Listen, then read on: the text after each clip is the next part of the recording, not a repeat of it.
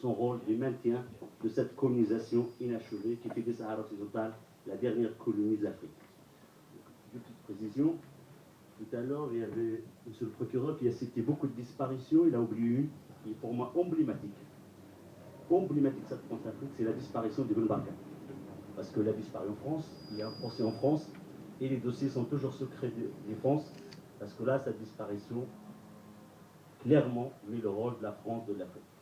Et ce n'est pas le sujet aujourd'hui, mais quand on parle de France-Afrique, le progéniteur, pour moi, de la France-Afrique, c'est la France makhzane.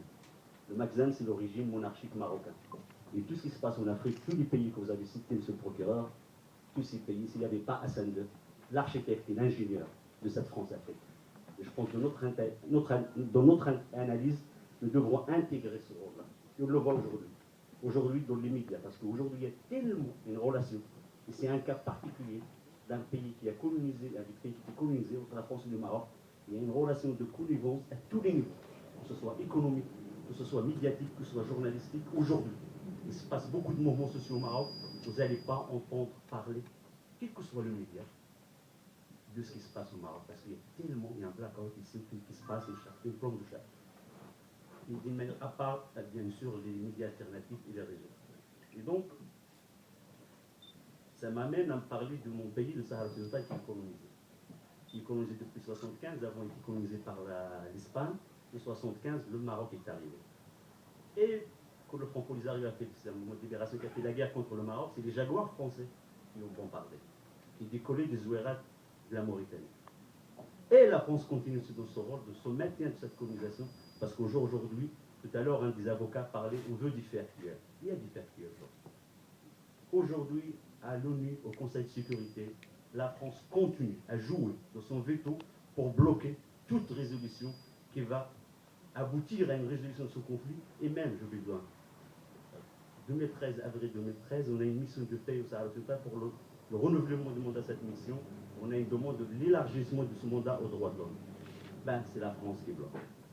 Et au mois d'avril, paradoxalement, les États-Unis ont proposé une résolution pour l'élargissement des droits de l'homme. Qui s'y oppose? C'est la France. Et en même temps, on va sortir des discours sur les droits de l'homme en Syrie, au Tibet, que je défends. Je ne suis pas contre. Mais à 2 heures de oiseau, on ne va pas y aller, parce qu'aujourd'hui, à cette heure-ci, il y a le festival du film de Marrakech, et toute la crème parisienne. Toute cette crème qui se prend pour la crème parisienne, elle n'est pas là cette semaine. Il fait des allers-retours Paris-Marrakech. Je ne sais pas qui nous a donné la présidence. Oui. Je regarde un peu les notes, parce que je n'ai pas l'habitude de témoigner de vos tribunal. Et donc, je vais revenir à la France makhzane pour expliquer, parce qu'on n'arrive pas à le comprendre. Le dernier acte, par exemple, c'est que, un des derniers actes qui est majeur pour moi, c'est que le Maroc n'a pas acheté les Rafales français, mais pour le remercier, le roi du Maroc a eu le caprice de dire j'achète un TGV. Malheureusement, le Maroc n'a pas de budget, il fallait trouver le budget. Et Sarkozy, monsieur Sarkozy, comme si vous voulez, il a joué de tout son poids pour que l'AFD, l'Agence française de développement, que la Caisse des dépôts de conciliation donne des prêts au Maroc. Et, après la défaite de Sarkozy, heureusement, qu'est-ce qu'il fait? Il part passer 15 jours à Marrakech, invité par l'Europe.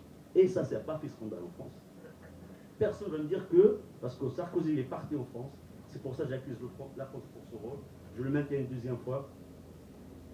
C'est que, par rapport à nos Sahara occidental, et je reviens aussi un peu sur le Mali, c'est que la France continue à appuyer indirectement cette colonisation sur l'aspect de l'homme.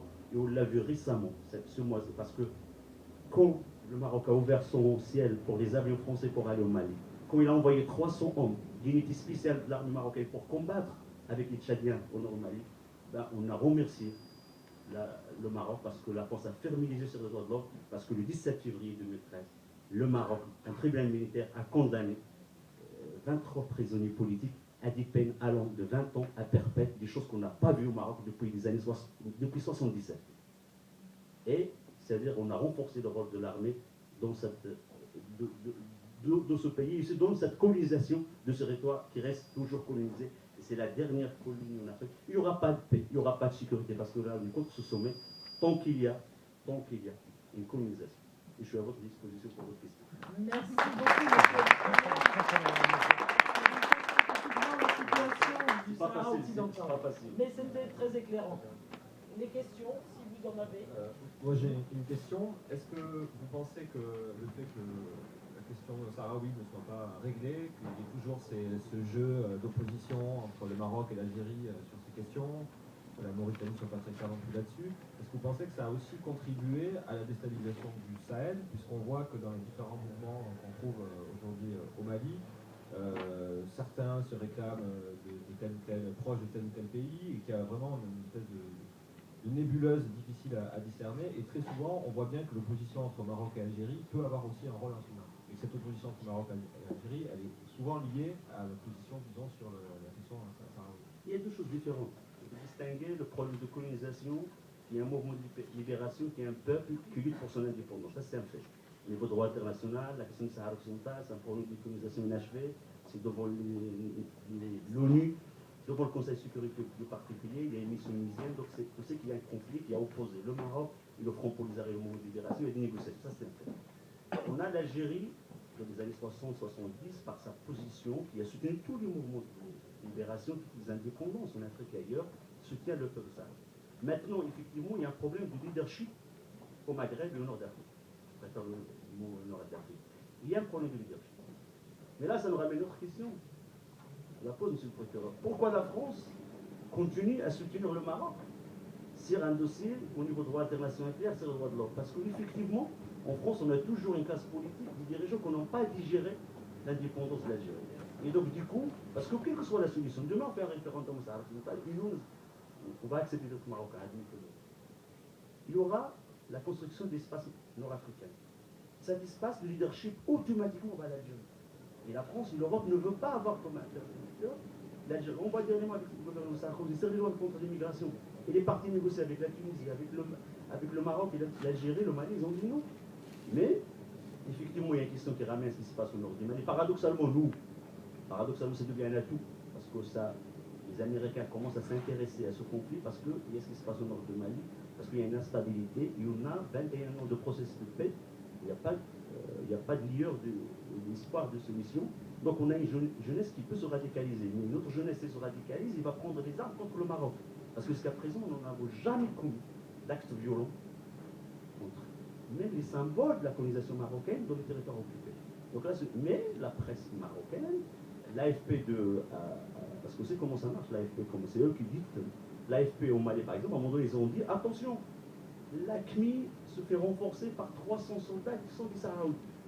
Ce qui est archi faux. Donc, à un moment donné, il faut savoir aussi, c'est deux choses différentes. S'il y a une zone de nos droits, on est d'accord, il y a des trafics de drogue, des trafics d'humains, tout ça, dans cette zone-là.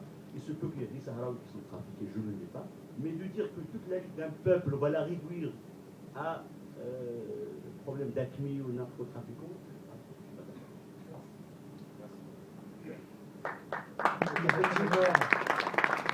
Je rappelle que Sa Majesté, le roi du Maroc, Mohamed VI, est un très grand ami fidèle de la France, et cette amitié est très réciproque. Toutefois, la France n'a pas à faire d'ingérence dans les pays d'Afrique. Effectivement, ce conflit dure un petit peu, mais enfin, je vous rappelle que le Sahara occidental est détenu par 80% du Maroc. Hein. Donc, vous chipotez un petit peu pour les 20%. Vous avez, Non, moi je voulais juste savoir, est-ce que vous pensez que Jamel Debbouze est un agent de la France-Afrique? Personnellement, je ne dis pas France-Afrique, mais pour moi, il le fait d'une manière indirecte, il ne le comprend pas, mais c'est un agent de la France-Maghreb. Et je salue ce soir, parce que l'ambassade du Maroc me fait honneur, il nous envoie 2 agents qui sont dans la salle. Montrez-vous. Non, il faut saluer l'ambassade, ça intéresse à ce tribunal de citoyens. Donc, du coup, au moins un des fruits de nos actions, ça apporte, et moi ça... Non, revenons à ça. Qu'il y a une amitié française-marocaine, j'aimerais bien.